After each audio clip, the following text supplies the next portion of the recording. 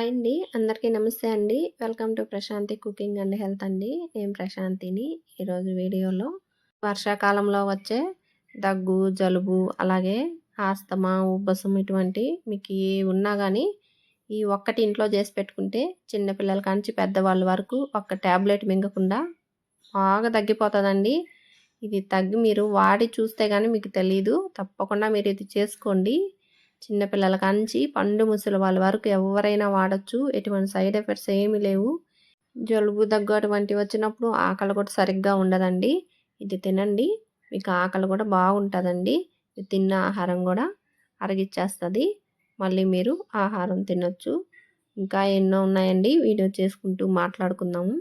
ఇటువంటి వీడియోస్ మరిన్ని చూడాలి అంటే ప్లీజ్ మా ఛానల్ని సబ్స్క్రైబ్ చేసుకోండి. నేను చూపించిన వీడియో నచ్చితే లైక్ చేయండి, షేర్ చేయండి. మరి వీడియోలోకి వెళ్ళిపోదాం. చూడండి, కరక్కాయ పొడి అండి. ఇది కరక్కాయలను తీసుకొచ్చి మనం ఇంట్లో అయినా పొడి చేసుకోవచ్చు.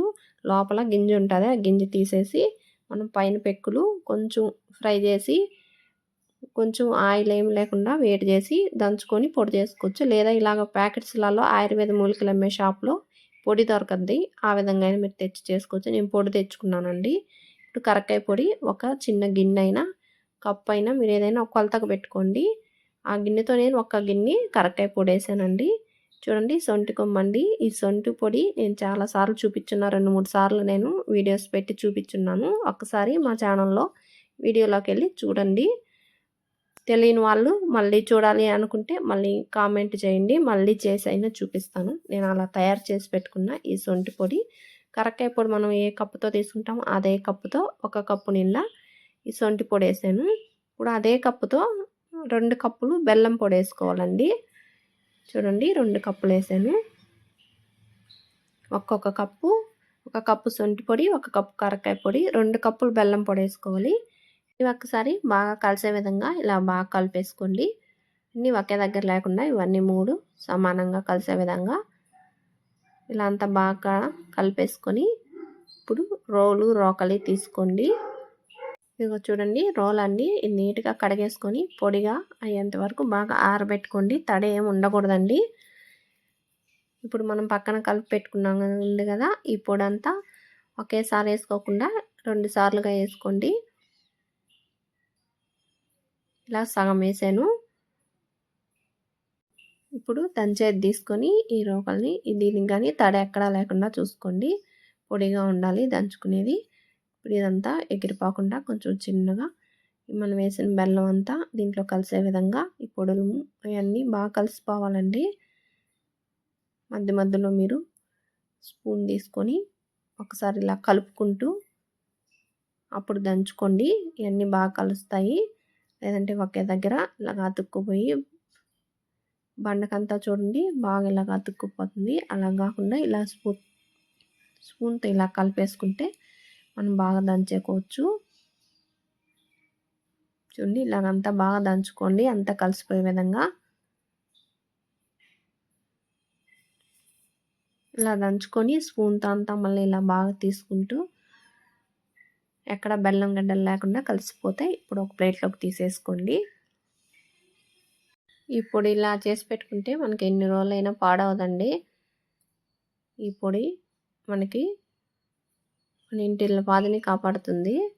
జలుబులు, దగ్గులు, అలాగే ఆస్తమా, ఉబ్బసం ఏది ఉన్నా కానీ అన్నీ తగ్గించుకోవచ్చండి. చూడండి, అది తీసి పక్కన పెట్టేసాను ప్లేట్లోకి.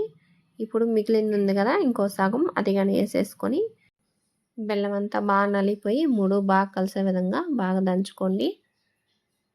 మన శరీరంలో 3 దోషాలు, ఒకటి ఎక్కువ కాకూడదు, ఒకటి తక్కువ కాకూడదు. వాతం, పిత్తం, కఫం అన్నీ సమానంగా ఉండాలి. ఏది ఎక్కువైనా మనకి ఒకటి వచ్చేస్తాయి. అలాగే వాతం వల్ల అయితే ఎక్కువ నొప్పులు వస్తాయండి. పిత్తం ఎక్కువైతే జ్వరం వస్తుంది. అలాగే కఫం ఎక్కువైతే దగ్గు, జలుబులు వస్తాయండి. ఇవన్నీ సమానంగా ఉండే విధంగా చేస్తుందండి ఈ పొడి. మనకి ఏది ఎక్కువ కానీదు, తక్కువ కానీదు. మీరు ఇది ఒక్కటి చేసి పెట్టుకుంటే మీ ఇంటిలో పాదిని కాపాడే ఆయుర్వేద ఔషధం అండి ఈ పొడి.